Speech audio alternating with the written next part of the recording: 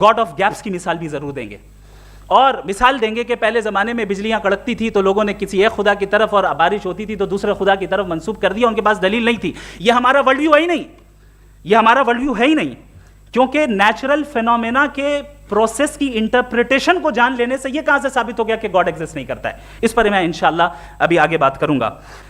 आप हजरात ये भी देखेंगे और मैं ये एक्सपेक्ट करता हूं कि हमारे रिस्पेक्टेड जनाब जावेद अख्तर साहब जरूर इमोशनल आर्ग्यूमेंट्स भी देंगे, जो कि एक लॉजिकल फेलेसी है जब बात आती है ट्रुथ को डिसाइड करने में। क्यों? मिसाल के तौर पर वो कहेंगे कि अगर गॉड है तो इविल क्यों एग्जिस्ट करता है, जबकि मैं कहता हूं इविल का एग्जिस्ट करना गॉड के एग्जिस्ट करने की दलील है, उसके खिलाफ नहीं है।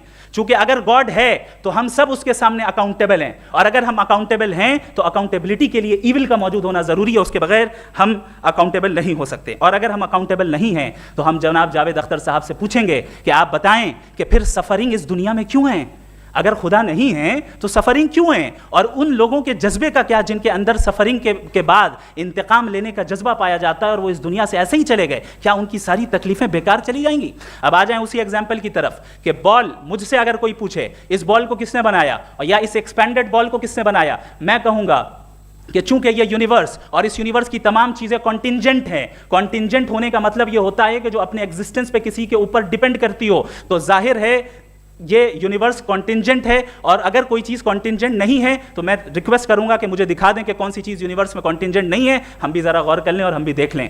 और जब कॉन्टिंजेंट चीज़ें मौजूद हैं तो फिलोसोफर्स की इस्तिलाह के मुताबिक, हम उस टर्मिनोलॉजी के मुताबिक हम उस जगह तक पहुंचते हैं और उस हस्ती तक पहुंचते हैं जिसे नेसेसरी बीइंग कहा जाता है, कि ये वो नेसेसरी बीइंग है जिसका मौजूद ना होना नामुमकिन हो। क्योंकि अगर ये मौजूद ना हो तो सारी चीज़ें एग्जिस्टेंस में आएंगी ही नहीं, और ये सारी कॉन्टिंजेंट चीज़ें उसी के ऊपर डिपेंड करती हैं। अब अगर आप ये सवाल करते हैं कि फिर उस हस्ती को किसने बनाया, फिर उसका कॉज क्या है, फिर उसका कॉज क्या है, फिर उसका कॉज क्या है, और एंडलेसली चले जाएं, इसे हम कहते हैं इन्फिनिट रिग्रेस ऑफ कॉजेज, जो कि लॉजिकल फेलेसी है। कॉन्सेप्चुअली इन्फिनिटी पॉसिबल है। मिसाल के तौर पे न्यूमेरिकल्स 1 2 3 गिनते चले जाएं, इन्फिनिट नंबर्स हैं। मैं कॉन्सेप्चुअली बात नहीं कर रहा, प्रैक्टिकली रियलिटी में साबित करके दिखाएं कि infinite regress of causes possible है या नहीं। अगर पॉसिबल है तो हम मान लेंगे, मिसाल दे दें, और पॉसिबल नहीं है तो एक ही ऑप्शन बचता है जिसे हम कहते हैं नेसेसरी बीइंग। ऐसी नेसेसरी बीइंग जो इंडिपेंडेंट है, क्योंकि अगर वो डिपेंडेंट हुई तो वो नेसेसरी नहीं रहेगी। ऐसी इंडिपेंडेंट बीइंग जो इटर्नल है, अगर वो इटर्नल नहीं होगी, उसकी बिगिनिंग होगी तो वो खुद कॉन्टिंजेंट है।